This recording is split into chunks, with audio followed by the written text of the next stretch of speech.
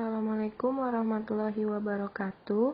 Kami dari kelompok 17 akan melanjutkan dari kelompok sebelumnya yang membahas tentang chapter 17. Yang pertama, ada teknik persiapan kertas kerja. Sebagian besar proses penyusunan kertas kerja melibatkan penyusunan komentar audit dan mengembangkan jadwal untuk menggambarkan pekerjaan audit dan mendukung kesimpulannya.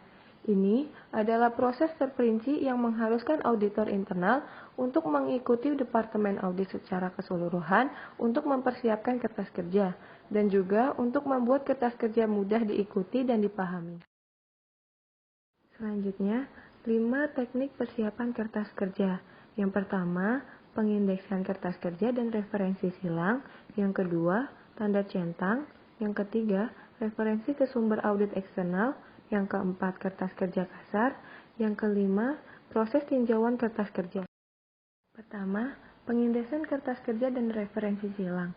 Referensi silang dan notasi yang memadai harus memungkinkan auditor atau reviewer untuk mengambil referensi yang signifikan dalam komentar kertas kerja dan melacaknya kembali ke kutipan atau sumber yang aslinya. Nomor referensi silang sangat penting dalam audit keuangan, di mana semua angka pada berbagai jadwal harus diikat bersama untuk memastikan konsistensinya. Yang kedua, ada tanda centang. Tanda centang adalah bentuk manual auditor atau notasi steno pensil yang telah berkembang selama bertahun-tahun, terutama untuk audit keuangan. Auditor dapat mengembangkan tanda centang khusus untuk menunjukkan bahwa nilai yang diberikan pada jadwal keuangan bersilangan dengan nilai-nilai terkait lainnya, dan tanda centang lain untuk menunjukkan bahwa nilai tersebut terkait dengan neraca saldo. Referensi ke sumber audit eksternal. Auditor internal sering mencatat informasi yang diambil dari sumber luar. Misalnya, auditor internal dapat mengumpulkan pemahaman tentang area operasional melalui wawancara dengan manajemen. Auditor akan merekam wawancara itu melalui catatan kertas kerja dan bergantung pada informasi itu sebagai dasar dari tes atau kesimpulan audit lebih lanjut. Kertas kerja harus dengan jelas menunjukkan judul dan sumber semua referensi eksternal, termasuk alamat internet jika perlu. Kertas kerja kasar. Ketika melakukan wawancara, auditor internal sering membuat catatan mereka sendiri yang kasar. Sering ditulis dalam bentuk tulisan pribadi yang mudah dibaca hanya oleh penulis. Auditor selanjutnya harus menulis ulang atau kembali memasukkan catatan kasar ini ke dalam komentar kertas kerja yang dimengerti oleh orang lain. Proses tinjauan kertas kerja. Semua kertas kerja harus melalui proses pemeriksaan audit internal yang independen untuk memastikan bahwa pekerjaan yang diperlukan telah dilakukan, bahwa hal itu dijelaskan dengan benar, dan bahwa temuan audit didukung secara memadai. Pengelolaan dokumen audit internal.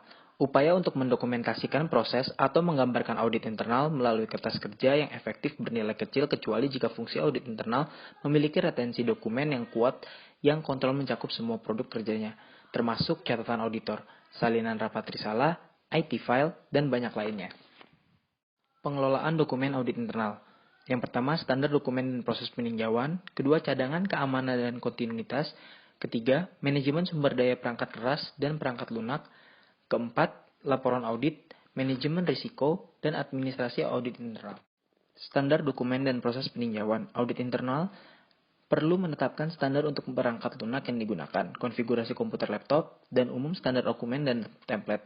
Sasarannya adalah agar setiap anggota tim audit internal menggunakan peralatan yang sama dan dengan pengecualian beberapa alat IT khusus. Setiap orang mengikuti format dan standar yang sama. Tujuan dari proses dokumentasi auditor internal harus menghilangkan semua dokumen kertas yang terpisah. Dan ketika auditor internal yang perlu kertas menggunakan bentuk hal-hal bukti lainnya, alat scanning digital harus digunakan untuk menangkap materi.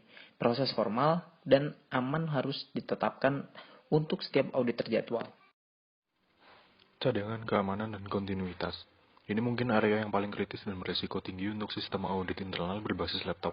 Banyak keamanan cyber dan privasi yang kontrolnya dibahas dalam bab 23 juga sangat sesuai untuk internal otomatis pekerjaan audit.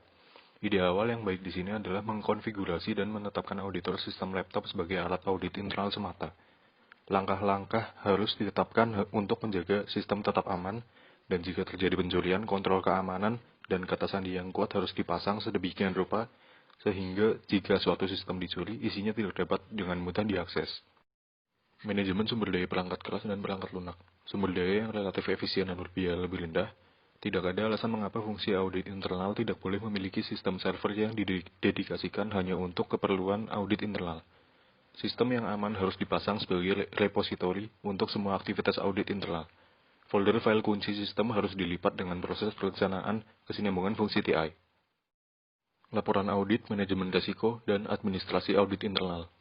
Internal audit memiliki kebutuhan untuk menyiapkan dan mendistribusikan sejumlah besar bahan, termasuk laporan audit, analisis manajemen risiko, anggaran, dan komunikasi dengan komite audit. Aturan penyimpanan dokumen 7 tahun yang sama harus berlaku untuk catatan administrasi audit internal ini, dan harus ditempatkan dalam aman folder pada sistem server Departemen Audit. Banyak perusahaan telah menggunakan penyimpanan yang aman. Vendor akan mengambil dokumen penting perusahaan, membuat katalog mereka berdasarkan beberapa kategori pengambilan luas, dan kemudian menyimpannya di fasilitas yang aman dan dilindungi. Vendor memberikan perlindungan asuransi perusahaan terhadap dokumen yang disimpan dan akan mengirimkan dokumen apapun yang diminta dalam jangka waktu yang relatif singkat. Pentingnya dokumentasi audit internal. Bab ini telah mencoba untuk menekankan pentingnya kertas kerja audit untuk mendokumentasikan kegiatan audit internal serta pemodelan proses untuk menggambarkan kegiatan perusahaan. Kemampuan untuk menyiapkan kertas kerja yang deskriptif dan efektif adalah persyaratan utama CBOK internal. Selain itu, semua auditor internal mulai dari kepala eksekutif audit hingga staf audit harus merasa nyaman dan terbiasa dengan banyak perangkat TI yang tersedia untuk menggambarkan dan mendokumentasikan proses audit internal.